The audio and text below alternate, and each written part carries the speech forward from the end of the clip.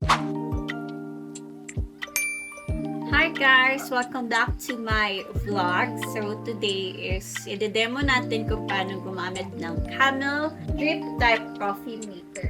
So ito is worth like 1,000 sa SM appliance. And well, since mahilig tayong magkape at tayo ay palaging night shift, so naisipan namin bumili nito.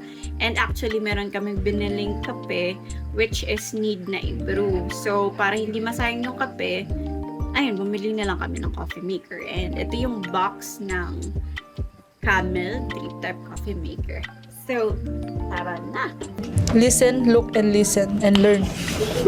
For this coffee maker is kasya ang 4 to 6 cups. And ito yung kanyang container. Sleek type siya, maganda. Kasi silver and black ang color niya. Tapos, to open this, i-push lang siya pa up. Yan. And meron siyang filter. Meron din siyang parang, ito, hindi ko alam kung ang tawag dyan. So, balik natin yan. And, mas maganda na gumamit kayo ng coffee filter, yung parang papel dito para malinis din yung inyong filter, tsaka mas ma-filter yung coffee grounds. But since wala kami noon, so okay lang. Ngayon, ang gagamitin naming kape ay ito. So, cafe lipa, dilipa. Yan. Ito ang gagamitin natin. And meron na kaming nakalagay sa garapon. And meron din itong included na scoop. So, para mas magandang gamitin. And first thing na gagawin natin is maglalagay tayo ng tubig. So, dito ang water tank niya. Actually, nagkamali ako kasi nilagay ko siya dito dun sa dito part. Tapos, nagtuloy-tuloy yung pag-drip niya pababa. Mali pa rin. Dapat dito.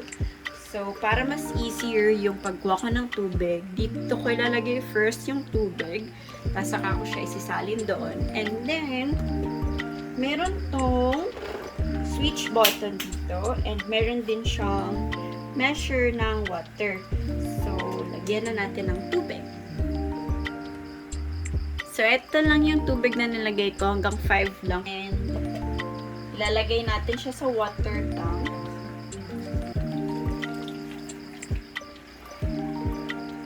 Ayun. Umaangat na siya.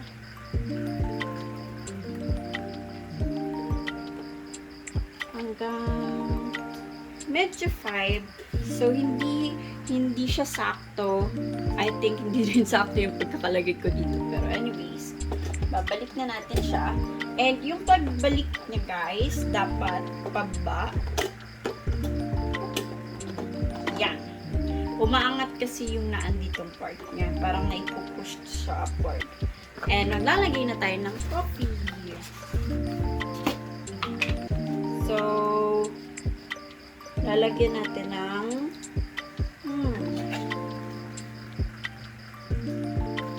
1,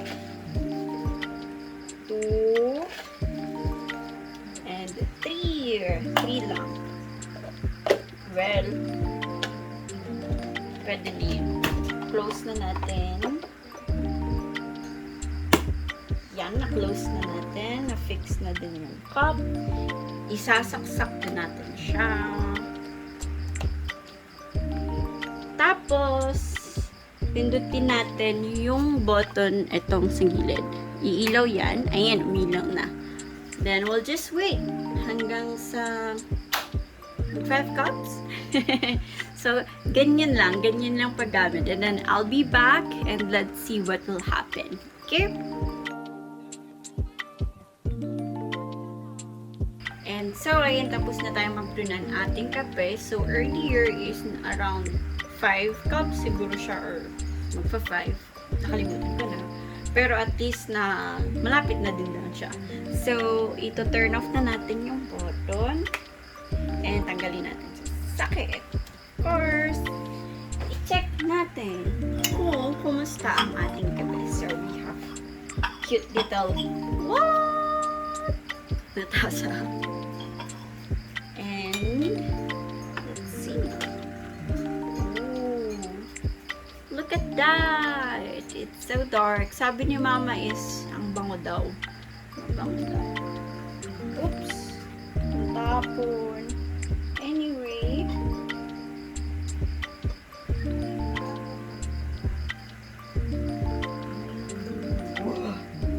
Can you see that? Ay, hindi niya nakita.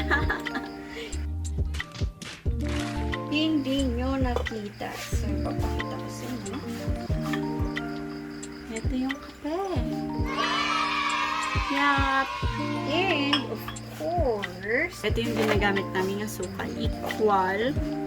Kasi, 1 equal stick is equivalent to 2 level teaspoons of sugar.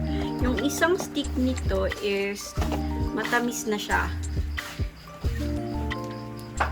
And we're going to try how it would taste with our barakong lipa. Yan. Tabi natin. And